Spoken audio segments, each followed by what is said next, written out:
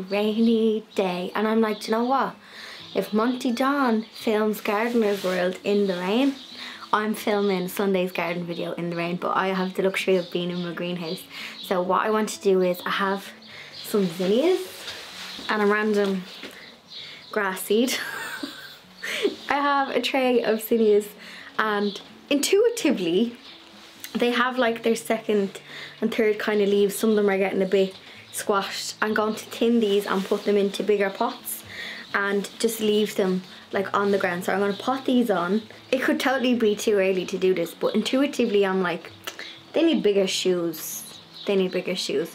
So I'm going to pot what's in these seed trays on. I have to go and get compost, which means going out into the rain. Doesn't it sound lovely though? You've got the birds singing and they sound really loud today, and I don't know if it's just because it's quiet. They must all come out in the rain to get the worms. That noise.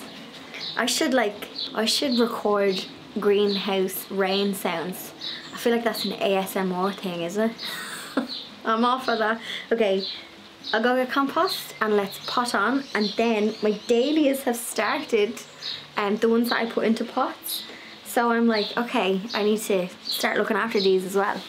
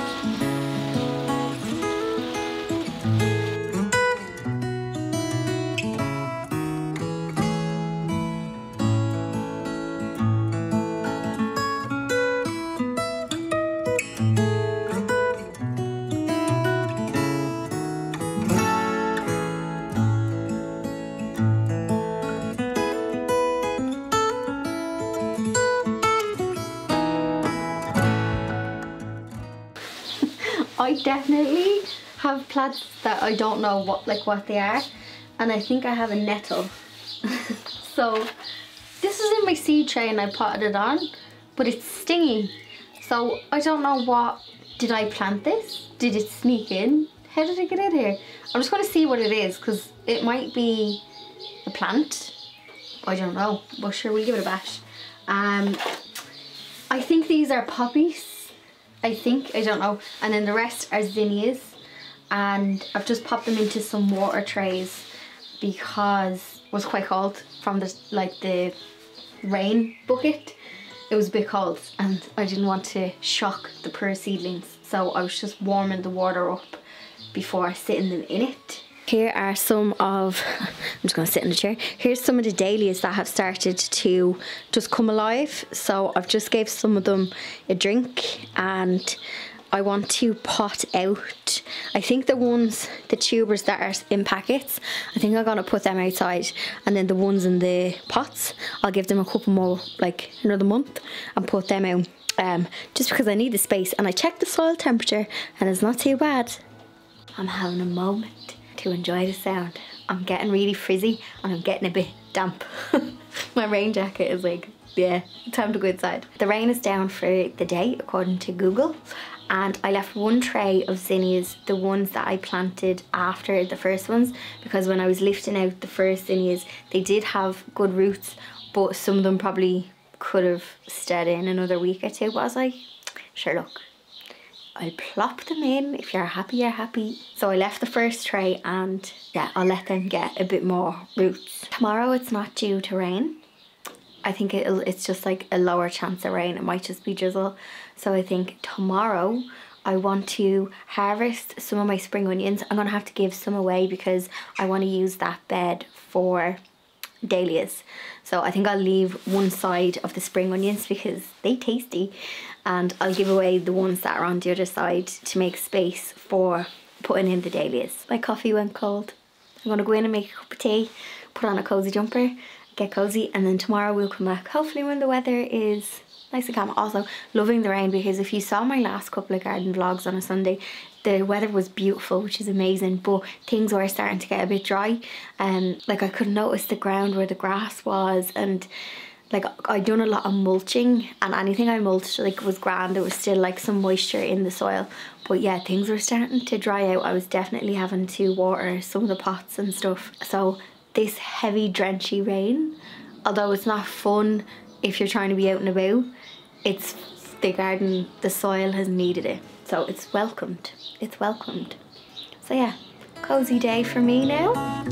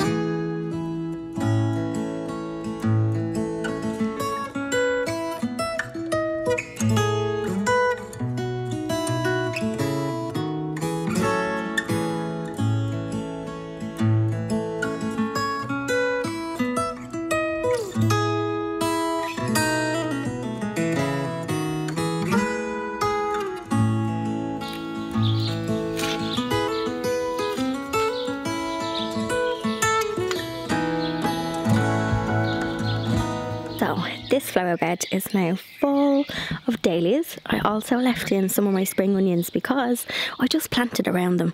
So I just took out the ones that were in the way over there, and I'm going to eat some and I'll give some away. I feel like the birds are really loud today. Anyway, so I left some spring onions because the dahlias can just grow, and these will be getting harvested anyway. I'll be pulling these up as I'm eating them. So I was like, I don't want to get rid of my good bounty just yet. So this is a dahlia cut flower bed, and any gaps I'll just pop in some like zinnias or cosmos. Now in this bed, as you can see, loads of sunflowers have seeded from last year. So last year I had like just sunflowers, like 3 of them. They went to seed. I left the seed for the birds. Obviously the seed did its thing, nested in the ground, and it's come alive. I'm just going to leave it do its thing. What I might do is I might thin them out, so I might move them around so they have more space. Like I didn't think they were going to grow because like it has been a bit cooler, but also look at this, my nephew leaving me some bug toys in the flower bed. So what I'm going to do is I'm going to mix Cosmos in here, and if these sunflowers do grow, then the Cosmos will just be like nice around the bottom. And then I'm going to put zinnias in here, so when the zinnias get bigger in the greenhouse. Also, look at Blondie. I don't know if you can see her. Can you see her head on the couch? Hang on. Look at that head popping up. She's so funny.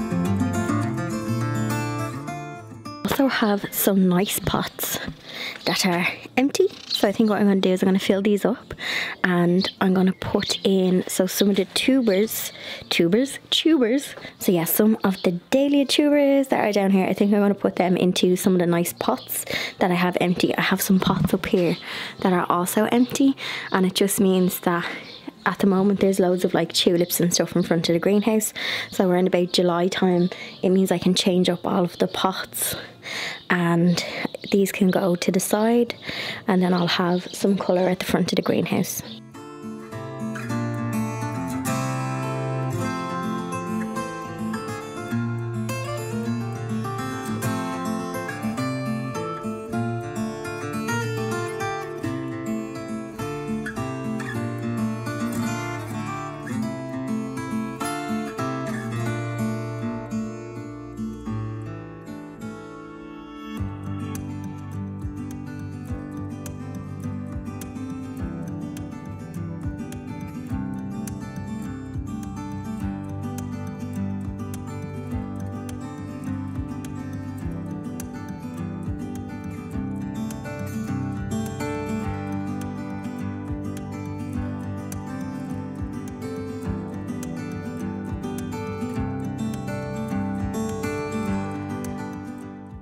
I can confirm your girl planted on a weed.